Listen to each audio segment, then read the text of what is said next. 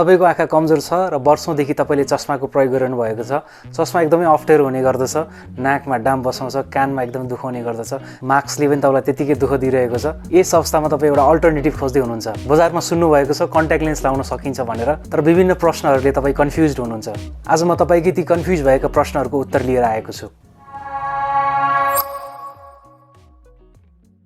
So let's start with your questions.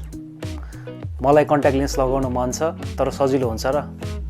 Contact lens भनेको micro device हो जुन हाम्रो आँखाको कर्नियामा अट्याच भएर बस्ने गर्दछ, जसले गर्दाखेरि केही डिफिकल्टी सुरुको समयमा हुन सक्दछ तर लगाउन थालिसकेपछि एकदमै सजिलो भएर आउने गर्दछ। सँगसँगै चस्मा जस्तो एकदम अप्ठ्यारो हुने, दुखाउने, गरम हुने त्यस्तो केही समस्या गर्दैन।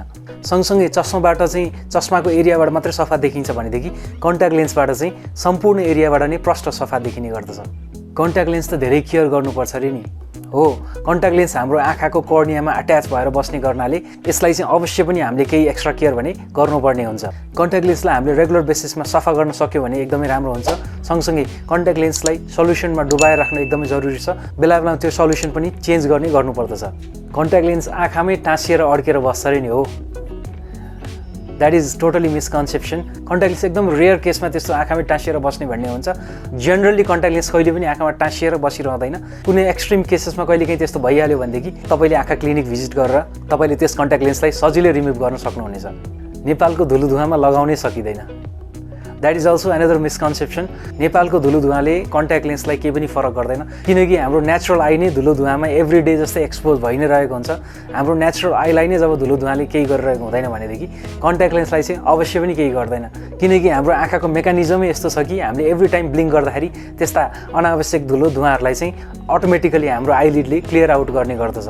त्यसैले कन्ट्याक्ट लेन्सलाई धुलो धुवामा लाउन नमिल्ने भन्ने होइन। मलाई कन्ट्याक्ट लेन्स लाउन एकदमै रहर छ, तर कहाँ कसरी बुझेर किन्न पाइन्छ? अवश्य पनि साधारण चस्मा जस्तो कन्ट्याक्ट लेन्सलाई जहीँतहीँ किन्नु हुँदैन।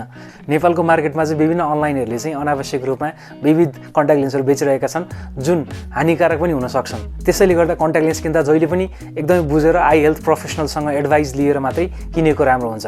अप्टिकाइजमा चाहिँ आई हेल्थ प्रोफेसनलद्वारा तपाईको आँखाको स्थिति बुझेर मात्रै कुन खालको कन्ट्याक्ट लेन्स तपाईको लागि उच्च हुन सक्छ, तपाईको आफ्नो लागि कुन चाहिँ कन्ट्याक्ट लेन्स बेस्ट हुन सक्छ र त्यसलाई कसरी प्रयोग गर्न सकिन्छ भन्ने पूर्ण कन्सल्टेसनका साथ तपाईले किन्न सक्नुहुन्छ, जसद्वारा तपाई आफ्नो आँखा स्वास्थ्यका लागि चाहिँ ढुक्क हुन सक्नुहुनेछ। That's it for today. I'll see you in the next one.